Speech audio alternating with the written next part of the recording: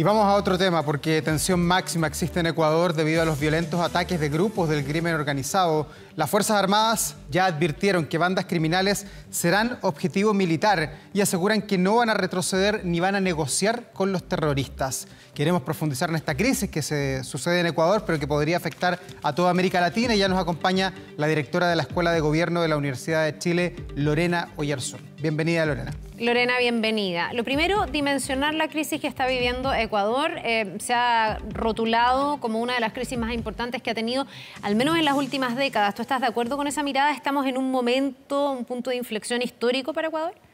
O sea, yo creo que han habido varias crisis en Ecuador, no es la única, como decimos, pero sí efectivamente la violencia que ha habido, la osadía que han tenido los narcos y las bandas, yo creo que sí marca ese punto de inflexión donde efectivamente tal vez las medidas que se han tomado han sido bastante tardías respecto a un fenómeno que venía desde mucho antes, ¿ya? Y que esto en América Latina hemos tenido casos en otros países, si uno compara, no sé, México, sociedades de Colombia, que efectivamente donde el Estado pasa a ser muchas veces denominado como casi un Estado fallido en algún momento. ¿Y qué expectativas se puede tener sobre el gobernante, sobre el presidente Daniel Noboa, que no solamente es el más joven de América Latina, tiene 36 años, sino que lleva 48 días al mando del país, viene además en la mitad del periodo, luego una tremenda crisis del presidente Lasso?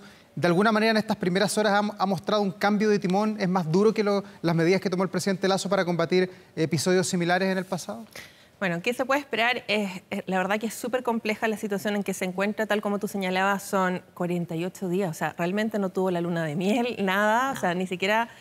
sí sabíamos que era un periodo que es bastante excepcional porque, tal como tú señalas, el gobernante anterior, Guillermo Lasso, él solicitó, ¿no es cierto?, que hubiese la muerte cruzada, como se llama, sí, y donde efectivamente iba a tener 18 meses. Sí, el gobernante anterior tomó medidas también donde hubo estados de excepción y no funcionaron. Tuvo, ¿ya?, 20 estados de excepción, entiendo. Justamente. O sea, ¿y no le resultó? ¿Por qué ahora podría resultar entonces? Ahora igual hay algo un poco distintivo, que es esta idea de llamarlo conflicto armado interno, ¿ya? Pero donde lo que se espera y se cree también, como muchos de los votantes que habrían optado por Noboa, es que buscaba el consenso, ¿ya? Pensemos que la sociedad ecuatoriana igual está polarizada. Es un contexto donde muchos de los temas, sobre todo del modelo de desarrollo y lo económico, genera divergencia. En el caso de la seguridad, si bien no era el principal tema, era un tema también relevante de Noboa, pero era más bien el desempleo, los temas económicos y la seguridad.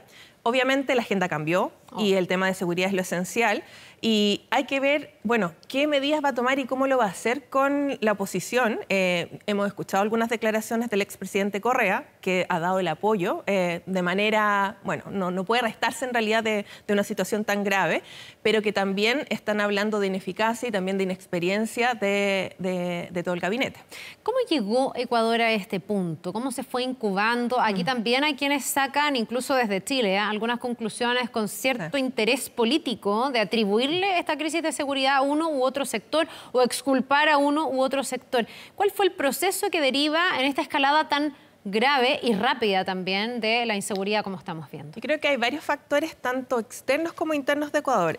Pensemos que América Latina es un productor, ¿no es cierto?, de cocaína, por ejemplo. Tenemos países como Perú o como Colombia que son clave en este escenario y que son los principales productores. Colombia ha pasado por un proceso también de cambio político y estructural. Sabemos que hay un proceso de paz, ¿no es cierto?, que se articuló, donde las FARC ya están desarticuladas y eso también tiene incidencia en quienes van a estar efectivamente liderando esta nueva economía, una economía que sabemos que es ilícita, pero que es muy rentable.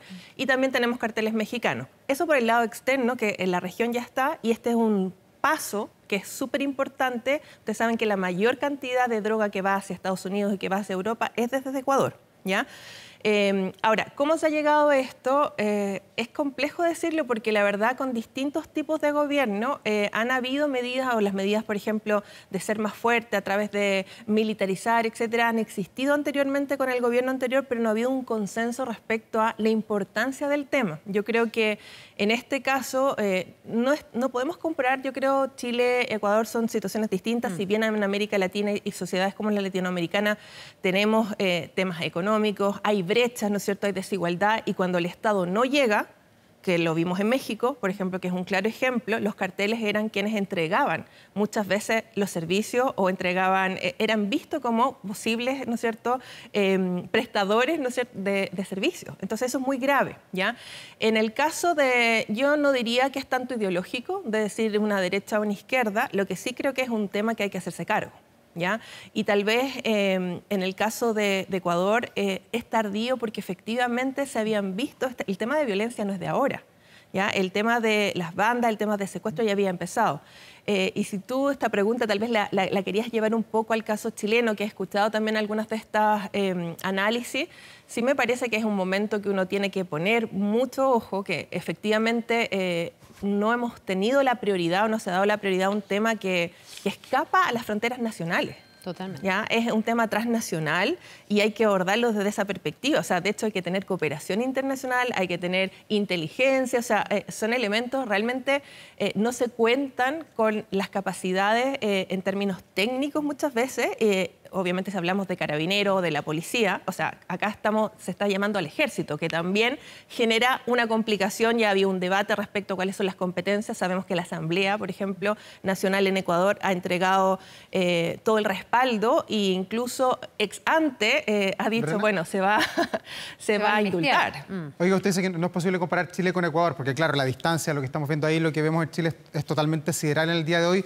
Pero uno podría decir, lo que han dicho los analistas, opinólogos en estas últimas horas, es que Chile está tomando una trayectoria que eventualmente, si es que el Estado se sigue mostrando débil frente a la acción de los delincuentes, y lo vemos todos los días, ayer nomás ejecutaron a 2 personas amarradas ahí en la autopista, podríamos llegar en algún minuto rápidamente a una crisis social como la de Ecuador. ¿Usted coincide con esas miradas o no? Yo creo que siempre se puede llegar. O sea, ese es el problema y ese es el desafío que tenemos como sociedad. Yo creo que nos hemos estado acostumbrando, normalizando estos secuestros, normalizando que haya descuartizamiento, o sea, cosas que anteriormente la sociedad chilena no estaba acostumbrada, sí lo hemos estado normalizando y eso es grave.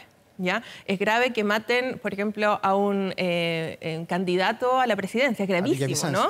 Sí, Villavicencio en el caso de Ecuador. Entonces, nosotros no podemos, o la idea no es esperar a llegar a eso.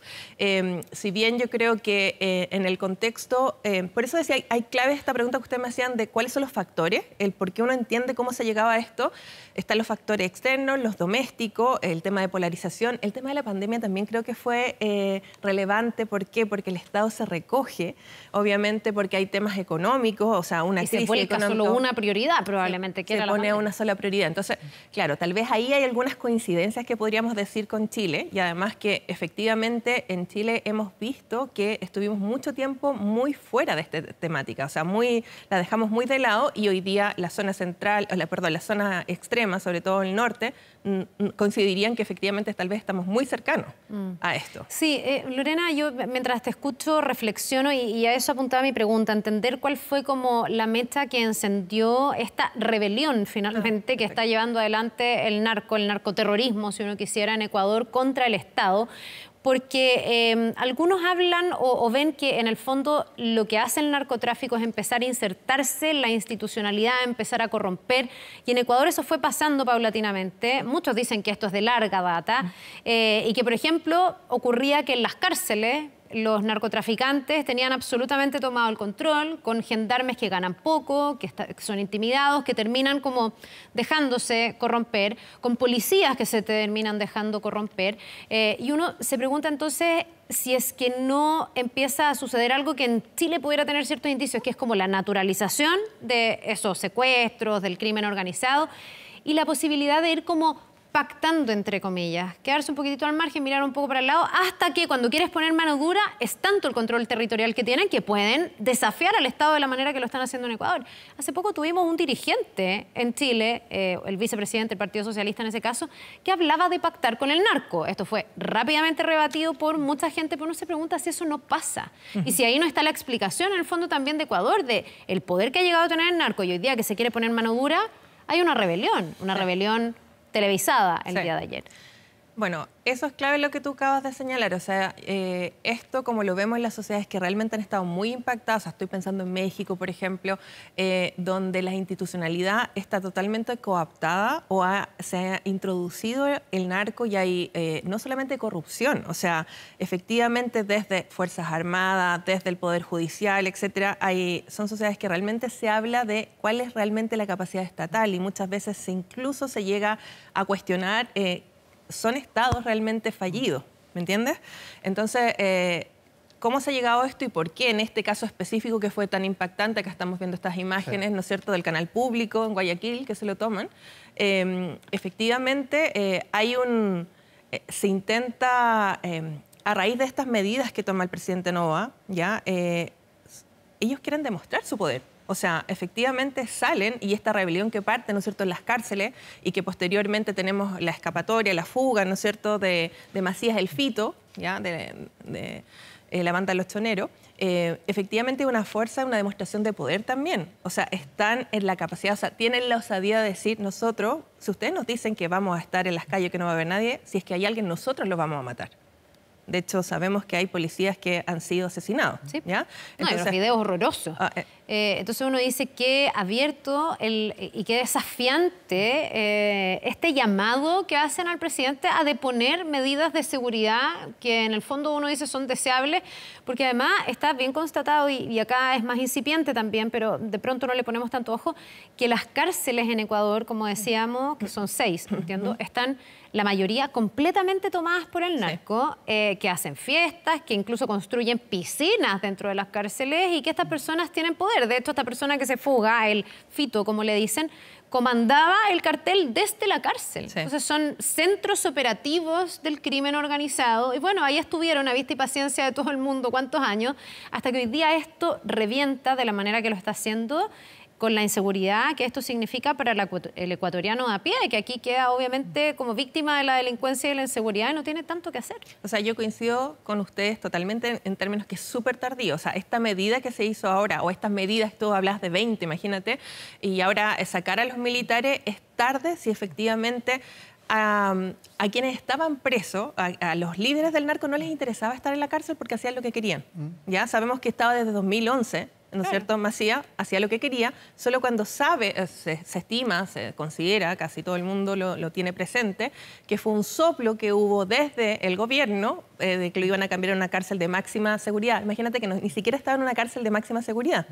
O sea, estaba en una cárcel regional en Guayaquil, donde tenía toda la capacidad y todas las facilidades. Claro, y él se entera que lo van a cambiar a esta cárcel de alta seguridad y ahí se fuga. Y lo que está pasando ahora es que se está investigando, entiendo, a 2 personas que le habrían prestado la asistencia para que se fugue. Sí. Y no es el único, estamos hablando del Fito, mientras otros también se han fugado. Lo que pasa es que este es como el líder máximo. El símbolo, en el fondo, el líder máximo. Sí, de hecho quiere hacer cárceles también, ha dicho el presidente Noboa, en alta mar. Está viendo si compra unos barcos para hacer cárceles de seguridad en la mitad del mar. Sí. Yo no sé si eso sirve. Y también muchos han dicho, y lo he leído esta última hora, de que quiere imitar mucho al presidente Nayib Bukele, que ayer sorprendió con un tuit y dijo, bueno, la cosa no es soplar y hacer botellas. ¿Es el modelo de El Salvador el modelo que hay que seguir para ponerle mano dura y atajar la delincuencia o no? Lo veo complejo porque El Salvador también... A ver, es interesante la pregunta que hace y es compleja porque tiene que ver también con cómo valoramos la democracia. Sí. ¿Ya? Obviamente no hay democracia si no hay seguridad. Ya, eso efectivamente. O sea, si tú no tienes seguridad, es decir, no tienes la capacidad, ¿no es cierto?, de salir a tu casa libremente porque tienes miedo que te maten, no podemos hablar realmente de una democracia, ¿no? Pero efectivamente en el caso de El Salvador, que tiene una aprobación, ustedes saben, altísima, él como mandatario, sí, por otro lado, hay muchos informes que efectivamente no hay debidos procesos. ¿Ya? O sea, la idea no es llegar a eso, pero efectivamente yo creo que hay un llamado, una urgencia en varios países de América Latina, particularmente si hablamos del caso de Ecuador, pero también en Chile, los temas de seguridad son clave y se tienen que abordar de manera colaborativa, consensuada y ojalá de una mirada internacional también. Claro, pero aquí estamos a puerta, Lorena, de que haya una verdadera carnicería humana en las próximas horas. Ayer el decreto que firmó el presidente Noboa con las fuerzas parlamentarias es de carta ancha con amnistía total para las Fuerzas Armadas. O sea, Bueno, de aquí a la tarde, respaldar a sí, una forma de respaldar, militares, digamos. no van a haber temas Sí. de derechos humanos ni cuestionamientos posteriores. Eso quedó claro el día de ayer. Sí, eso fue lo que se aprobó además en la Asamblea. Sí. O sea, que es el órgano que en definitiva le da este respaldo. A mí me parece que estamos en una situación que, o sea, por eso te mencionaba que no es solamente un estado de excepción, estamos hablando de una guerra interna. Conflicto armado interno es eso, es una guerra civil, interna. Sí. Ahora, siempre hay derecho de la guerra. ¿Ya? Eso es lo que quiero decir. Cuando hay guerras también hay derecho de la guerra y hay leyes que rigen esa... pero efectivamente, en términos políticos, si tú me preguntas, la idea es poner una mano dura y decir también se va a dar el respaldo institucional, porque efectivamente, si pensamos, por ejemplo, comparamos un poco con el caso de Chile o con otros casos, la idea es cómo se puede hacer frente a bandas que tienen un poder muchas veces mayor en términos de armamento y que se van a ver, no van a poder esperar, ¿no es cierto?, que te den, que te disparen primero. Si te disparan primero, El debate que moriste. hemos visto en Chile entre las armas automáticas y el tiro a tiro que tiene Carabineros. Sí, entonces en ese sentido yo creo que, claro, estamos en una situación tal como tú decías. No es que se va a producir, ya se está produciendo una carnicería y la gente está con temor, ¿ya? O sea, vimos no solamente el canal de televisión en universidades. No, tremendo. Bueno, la clave ahí probablemente, tanto en Ecuador como en El Salvador, que era el ejemplo que poníamos, es que se llega a este nivel porque antes hay una desidia tal, una corrupción tal del Estado, un pacto tal con el narco también, que en el fondo la mano dura llega en un momento donde ya la situación es insostenible. De hecho, Nayib Bukele,